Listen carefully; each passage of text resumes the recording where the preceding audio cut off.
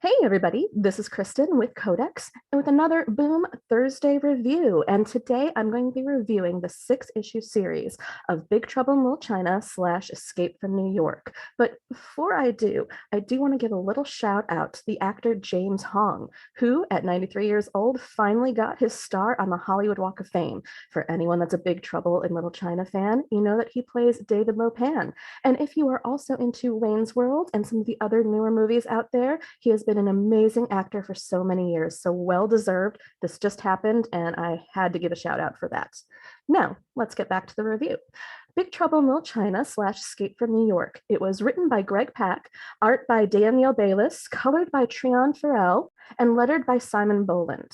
And of course, it includes 2 characters that were created by John Carpenter. So getting into this, just so you know, you do not have to have seen the movies in order to read this comic. It all goes very well. They give you a little bit of background on each thing. If there is a certain character or certain villain that was only in the movies, they do give you a little brief background on that as part of the story. So don't think, oh my gosh, I haven't watched these 2 80s cult classics and I cannot read the series. You definitely can. So like my other reviews, I'm going to be giving a rating for the very first issue. This way you can kind of see where I started and where I ended. I don't do this for every single issue because otherwise it would just be a little too long. It wouldn't be a really good review and it wouldn't give you my full thoughts. So let's talk about the very first issue here. A little bit of a brief synopsis. We do open with Jack Burton, who is from Big Trouble in Little China in 1987, Lubbock, Texas. He is driving his big rig, he's doing his normal Jack Burton thing, and you also see David Lopan as a ghost. So already, I'm really enjoying the fact that we still have a main villain who is technically dead. Spoiler for anyone who hasn't watched that movie, who is technically dead, but because he was a sorcerer, he's still this incorporeal being that, even though Jack can't see him, is still always there. And then all heck breaks loose. So while I'm reviewing this, I kind of think of this whole entire series as chaos. Not exactly organized chaos either. It is just chaotic. There are so many things happening all at once, everywhere on the page, that's almost hard to follow along at times. And that's going to be my main issue with the whole entire series. I had to go back and reread certain pages just so I made sure that I knew what was going on. Granted, I know that these are 2 cult classic action movies, but for something that is as short as a 6-issue series, it was a little too much action. So because of that confusing chaos in this first issue, we have Jack Burton all of a sudden going through a wormhole out of nowhere and being dumped into 2001 New York, which is where Escape from New York is. But it's not Earth as we know it. So we're really going into a multiverse situation here. Alternate universes, alternate realities, and it sort of comes out of nowhere. That is not the point of these movies, but it's going to be the point of these comics. Now, not a lot happens in the first issue. They are going to go ahead and set up the fact that this is an alternate universe. He was put through the wormhole by his buddy Wang Chi from the movie A Big Trouble in Little China, although in this alternate universe, he's known as Bobby. And what Bobby was trying to do was trying to summon Snake Plissken. Instead, he got Jack Burton. I'll explain why a little bit later. But that's pretty much all that happens. We do get a really short introduction to Snake Plissken, and it's its normal Snake Plissken self, not a lot going on, still not sure what he is going to be doing in this story. So because of that, the first issue for me gets a 3 out of 10. Yes, that is very harsh, but for me, it was too chaotic, didn't set up the story well enough, and I wasn't really sure what direction it was going to go. So other than for that nostalgic factor that I know who these characters are already before reading this, I probably wouldn't have kept going on with the series. Now, stay with me a little longer because you're going to get my full rating very shortly. As we continue through the story and continue through the series, there's going to be a lot of inconsistencies with the artwork. As always, artwork is very beautiful. It does have a lot of angular features. It does the whole chiseled jaw, chin, sharp focus, all of that good stuff, but it's inconsistent. Sometimes I kind of forgot which Snake Plissken I'm looking at. I'll explain that in a moment. And Am I looking at Jack Burton? Am I looking at Bobby? Who am I looking at? It is a little bit different each time, and even those subtle differences can make such a big change. So when I say what Snake Plissken, we are going to have this multiverse of madness scenario here. We are going to be introduced to Snake Plisskens from all around the universe suddenly and for absolutely no reason. So in 2001 New York, there are some magical artifacts. One is a scroll that can summon people through other universes and other dimensions to the one that the scroll is currently at. Hence why Jack Burton got pulled from 1987 Lubbock, Texas, and put into 2001 New York in another universe. The idea here is that Jack Burton is our world's Snake Plissken.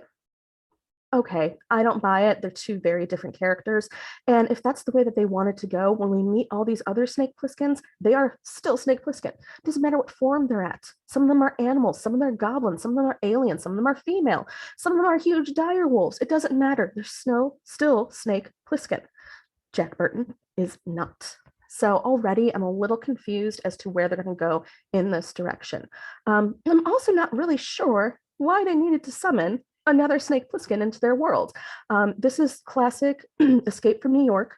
There are marauders, it's post-apocalyptic, and they are going to be saving a woman named Blind Apple Mary, who is Jack Burton's favorite singer-songwriter. So, okay, but why? I don't know why she's important yet. You'll find out a little bit later, but it happens so far later that all I can think of is, okay, great, you guys are saving your favorite singer-songwriter in post-apocalyptic New York. Sure, maybe. Why not? As we go along, David Lopan, the incorporeal ghost, has tagged along for the ride, loves the fact that there's a scroll where he can summon all the Snake Plisskens and all the other alternate dimensions. This is where we get a whole bunch of them.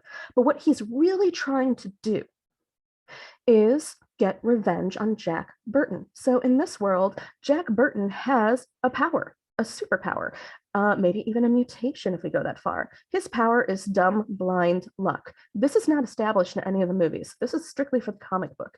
Jack Burton is normally a charismatic character, but here, if you make all the charisma and everything that he accomplished in his world, our world, and what he's accomplishing here, the price of dumb, stupid luck power, then you just took away everything that makes this character special. And I hate that because Jack Burton is a fantastic character on his own. You didn't need to give him a superpower. He would happily help you just because he wants to, just because you are the alternate version of one of his best friends, just because he gets to save his favorite singer-songwriter. Boom, he's already in. You don't need to give him a special power. And this power ends up being an ex machina through the whole entire thing. Snake Plissken keeps using Jack Burton to throw him at the enemies, and then something stupid happens and they win. It's a cop-out. You could have done such a most amazing crossover for these two characters without making him an alternate Snake Plissken and without giving him a superpower that he doesn't really need to have. You could have just left him as is. So for me, I kind of don't like that. Now, if you've never seen the movies, this is going to make completely sense if all you're doing is reading this comic and getting that from the characters. It works. Yes, but it's still a classic comic cop-out. Let me give him a power so that I can use him, and then I don't have to explain how we're going to win the day. And that is kind of what happens throughout all the rest of the issues. So, by the way, Blind Apple Mary has a magic guitar, and that's why they need to go save her. I'm not going to go through the whole entire story so that you can read it on your own, but basically what we have here are two cult classic characters. I really wanted to divorce what I know of these characters from the characters in the comics. But there was something so off about them that even if I sat there and went, okay, if you hadn't watched these movies like 20,000 times growing up, would you be enjoying this comic book more? And I really sat with that a while, and the answer is still, no, it's okay. Like, I'm not mad that I read it, but it's just okay. It's very chaotic, as I keep saying. There's so much going on. There's so many characters. There are so many characters that they have to reintroduce them at the beginning of each comic, just so that you can remember who they all are. We have these powers that didn't need to exist. We have these alternate universes that didn't need to exist. And then we have this nonchalant Jack Burton, which just doesn't make sense even if you haven't seen the movie. Snake Plissken's always Snake Plissken, that's fine. And then we have a David Lopan that is nothing more than handsome Jack from the Borderlands. Super smart, little evil, but also kind of stupid. He keeps forgetting he's a ghost. He keeps trying to grab people. His plan is not a good plan. He can't control these Snake Plisskens. The scroll does not give you the power to control who you are bringing into this universe. So why did you think this was going to work? Also, all the other Snake Plisskens are killed like that because Ex Machina. So with all that aside, the good things. One, you do not have to have seen the movies to read and enjoy this. I think that's a very important point. As we all know, if you're watching an X-Men movie, but you've never seen the comics, you want that movie to still make sense. Same thing with things like Lord of the Rings.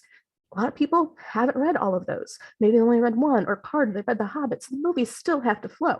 That means that you're missing things or things get added. That's absolutely okay. So that still works, and they make it work in this comic. You do not have to have seen these movies.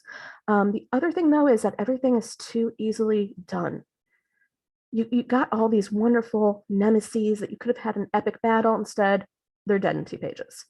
You could have had this wonderful hero in Jack Burton and a wonderful anti-hero in Snake Plissken. Instead, you gave somebody a power of stupid, dumb, blind luck and used it to your advantage instead of writing something out. Now, don't get me wrong, this is still a very good story.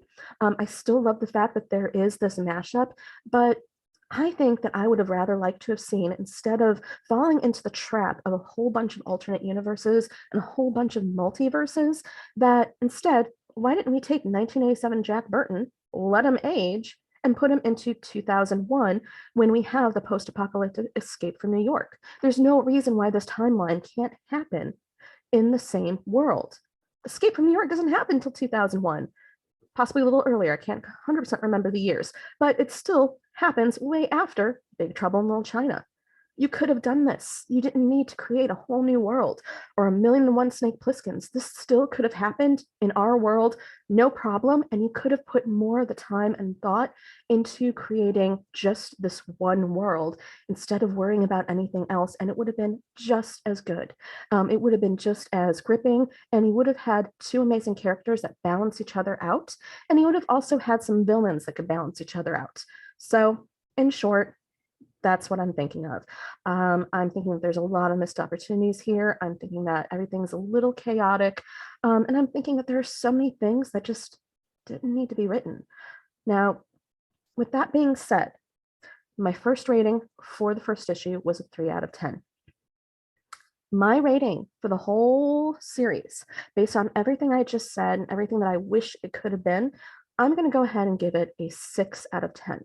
It's above average, but it is just above average. It's not a rereader for me. I'm not going to go running back to it. And I was left disappointed at all these missed opportunities and these abilities to be able to take these 2 iconic characters and really put them in the same world and have them be bad. Don't want to swear, but you know what I mean.